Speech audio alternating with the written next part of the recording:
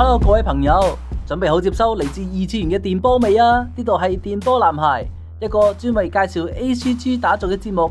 喺呢度，我哋將帶你穿梭 ACG 嘅角度，探索令人心跳加速嘅故事情節，感受角色們嘅喜怒哀樂。每一期我哋都會為你帶嚟 ACG 嘅資訊、深度剖析熱門作品，仲有嗰啲你可能會未曾發現嘅隱藏寶藏。動漫嘅世界入邊，你感應到自己嘅電波未啊？電波男孩都將同你一同體驗，揾到嗰個觸動你心靈嘅頻率。快啲嚟加入我哋啦，同我希希一齊開啟呢段奇妙嘅二次元之旅，發現屬於你嘅小世界啦！記得收聽啦，唔好錯過任何一次電波嘅傳遞。我哋節目見。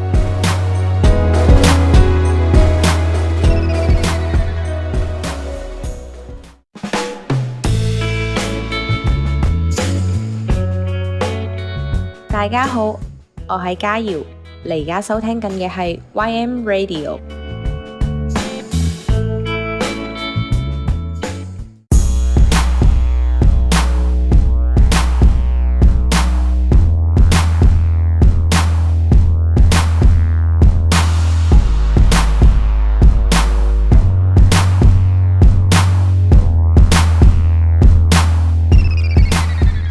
歡迎大家翻到嚟 YM Channel Macau， 呢度係 YM Radio， 我哋係電波男孩，呢度係你哋嘅主持希希。上集同大家講到嘅係格鬥啦，Megalobox 啊、拳阿修羅同埋印牙。今期呢就講啲另類啲嘅格鬥，腦內格鬥。呢一部漫畫呢就喺07年就連載噶啦，漫畫嚟嘅，冇動畫化，得4卷嘅啫，已經完結咗噶啦。內容咧就以黑色幽默嘅風格啦，嚟到去諷刺所謂嘅網上腦內格鬥家嘅。佢哋嘅背面內容咧就講嘅係唔想輸俾任何人，想唔想變得比其他人更強，只要係男人就會夢想成為得到最強嘅稱號。呢一啲夢想隨住年齡嘅增加而逐漸被淡忘啊！但係有個年輕人仍然保持住呢個夢想，佢嘅名就叫做秋庭秀斗。咁呢個僆仔呢，21歲，唔好意思，希希我大過佢啊。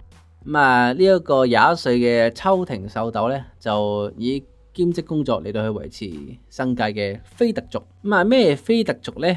即係Vita 嘅音譯啊，意思呢就係指兼職工作嚟到維持生計嘅人嚟嘅。咁部分非特族呢，以低收入難以建立家庭嘅存在嚟到去生活嘅。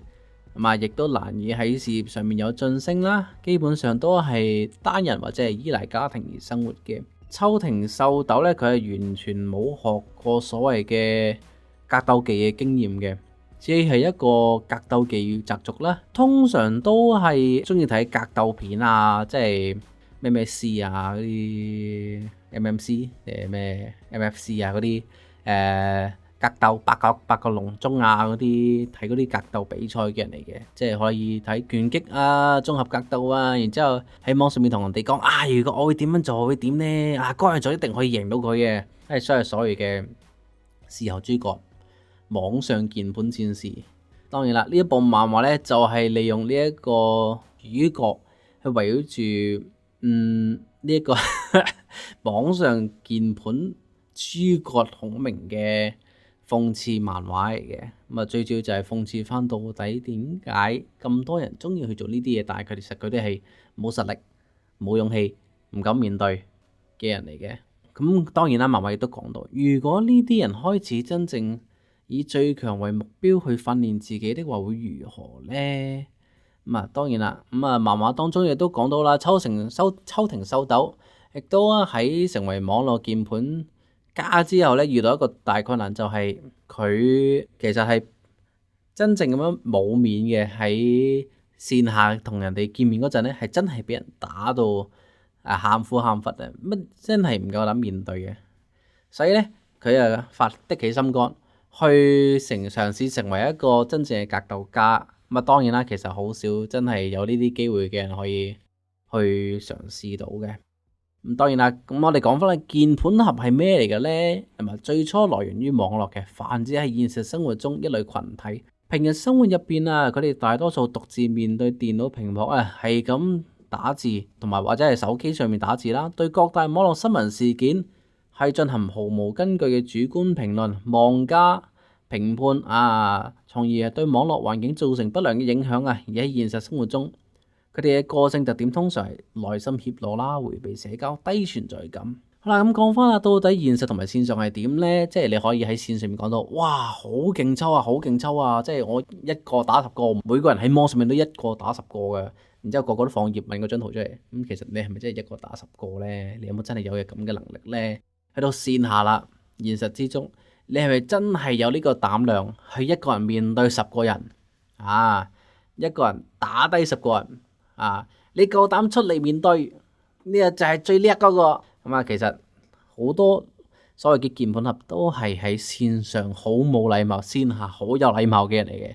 即係大家其實都知道兩個人格嚟嘅，真係線上同線下真係。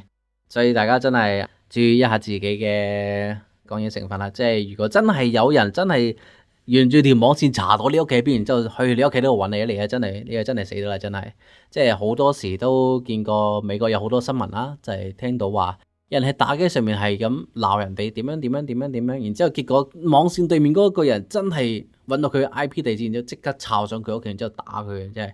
所以大家真係要留意下自己到底喺網上面嘅理性，要保持理性去面對住每一個人啊。同時啦，呢一度嘅腦內格鬥嘅漫畫亦都講到啦，你真正嘅理想係咩呢？你嘅理想如果淨係想做一個鍵盤戰士 ，OK 冇所謂嘅，但係你都要隨時承擔住一個風險，就係人哋可能真係會揾你嘅喎，你到時會點算呢？如果你真係覺得自己可以咁犀利嘅，咁點解唔可以去學下真正嘅格鬥技呢？只不過喺網上面齋講，咩都唔理，然之後又唔會訓練自己，係咪先？所以話啦，如果你真嘅夢想係真係咁中意去睇呢啲嘢，不如嘗試去接觸一下。去理解一下真正會點樣去，人哋係點樣去選擇，嘗試一下佢哋嘅理論，感受一下佢哋當刻嘅感受。呢一個係最基本尊重其他人嘅用法。咁啊，當然啦，我係其實都覺得呢部漫畫係幾得意嘅，因為佢講緊嘅以黑色幽默嘅風格啦，去諷刺翻現實社會中嘅一啲事件嘅。